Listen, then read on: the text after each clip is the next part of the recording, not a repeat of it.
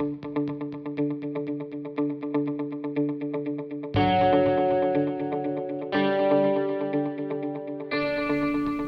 whenever you're ready. All right. So one of my first questions, this kind of ties in what we were just talking about. How do you see Taylor in comparison to some of the other cities around us?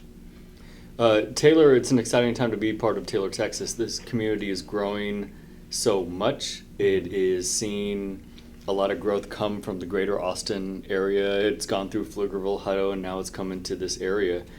I think that means a lot of things. I think part of my charge as superintendent is to co-create with the staff here just an incredible learning environment for kids, which only attracts more families to our area so that really we can see the city of Taylor thrive as a community. Awesome. And kind of tying into that, where do you see Taylor going from here? Honestly, I don't know that 10 years from now, I think 10 years from now we'll drive down the road and you'll see like, oh, I remember when that was just a whatever. I think the development that's going to happen here is going to be exponential.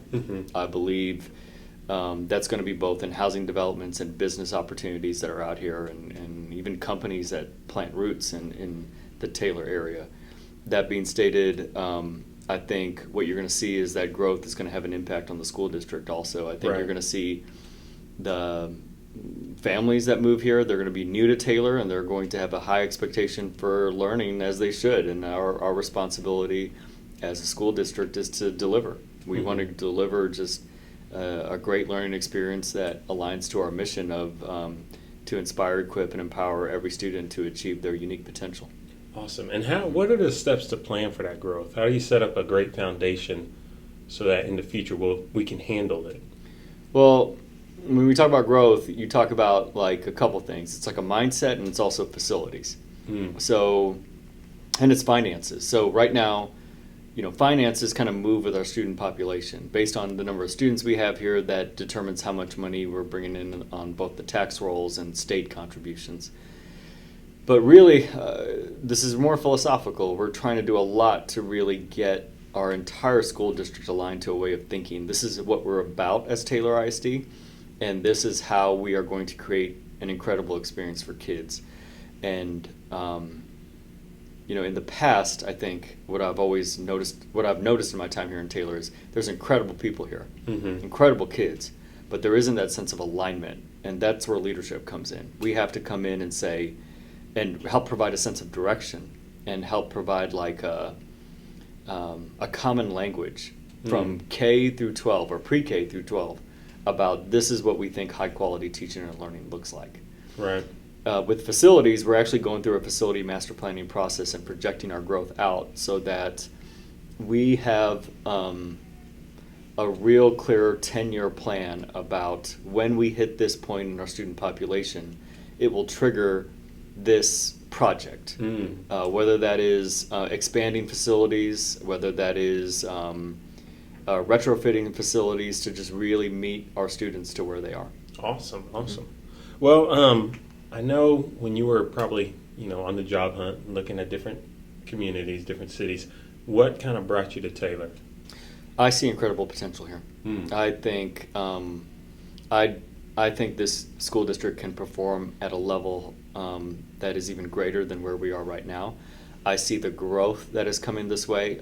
I want to be part of that experience. I would love for my legacy to be that the city of Taylor was really thriving as a result of Dr. Padaville's impact on the school district. Awesome. And I believe that when families are shopping for homes, they're actually shopping for schools. Awesome. Yeah, that's a big part of people's home search, and as part of the community, I hope we can reach that point too. When you came in, and even now, what do you think are some of Taylor's greatest strengths, whether in the town or in the ISD itself? So these are both town and ISD. I think there's a strong sense of tradition. There's a strong sense of pride. Taylor, unlike other cities, has a personality. Like there's a way. When you're in Taylor, you just kind of get this sense of like, this is how folks are here. You're a duck. You're a duck, yeah, but it's also a sense of friendliness. There's approachability, there's warmth, there's this idea that people are going to help each other and support each other. But I also think what's relatively new to Taylor is there is this hunger for change. And not change that discards tradition. Like, tradition has to go with it. But change in terms of, when I think of the school district, creating a learning environment that is really a model for other school districts.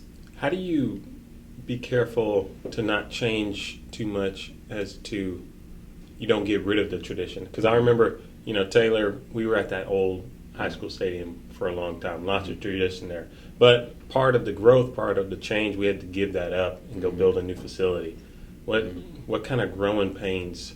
How do you help solve those growing pains? I think you involve people in the work, right? Okay. So when we talk about change, this isn't Devin or Dr. Padavil wants you to change this way, but let's bring people to the table that are already part of who we are, because there's nothing wrong with who we are, but there's no such thing as staying the same, right? Like, every day you're either getting better or you're getting worse.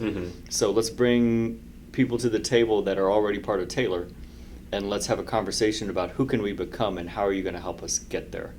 When I think about facility master planning, right, we're going to involve over 30 community members in talking about what are the needs of our facilities and what are things we need to be planning for. It would be super easy for me to say, we're going to do this at the high school, we're going to do this at this complex, we're going to sell off this field, and et cetera. But that's where we get pressure points, right? Is when it's coming from one person. So when it's all of us collectively, then we can determine, like, what's important, what needs to stay, what needs to be valued, what needs to be grown and changed for a better future. Awesome. Well, we talked about some of Taylor's strengths. What are some areas that we need to improve on? I think as a school district, we need to improve on our academic performance. We really have 4 goals, and that's excellence in student outcomes, right? So we need to see, like, we've got to show results, got to see our kids improve in reading and writing, just literacy as a focus, because I think that's the gateway to everything else.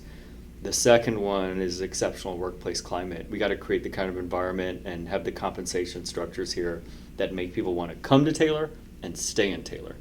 I don't need to explain this to you, but housing is tough to get in Taylor. Right. So we have a lot of teachers that choose to come to work here. And they pass 3 other school districts on their way here to work. So the way we compete against that and help them stomach the drive and the gas money is we create great teams here and we take care of our people.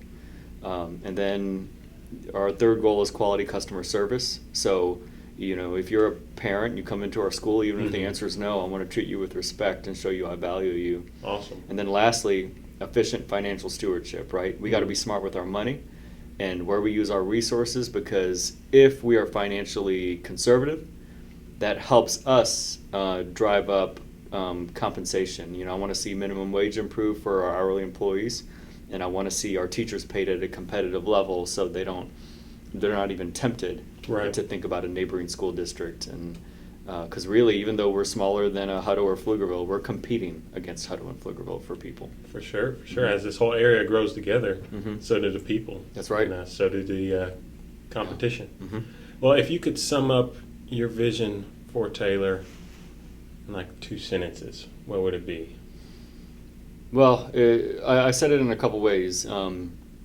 I really want to see this community thrive, and I think we do that by creating an incredible product in the classroom. And that takes all of us. But my vision for Taylor isn't as important as our vision. Our community came together and helped define a vision statement for us, and it's to intentionally empower the whole child. And so academics are super important, but growing up in Taylor, you grew as a person, both socially and emotionally, because of the adults around you. And so we don't want to leave that to accident, right? Or chance. We want to create the kind of structure and beliefs here that make sure that every kid that goes through our system gets an experience that helps them grow to be the young man or woman they're meant to be, because of what we did on purpose, not because they just happened to have a great teacher that one year. Right. That's awesome. That's a good way to look at it. Well, hey, thanks for doing this. Yeah, you bet. I really appreciate it. Having a superintendent who would sit down and do an interview like this, it's a great sign for our whole school district. Oh, so. Thank you. I appreciate it. Yes, sir. Thank you.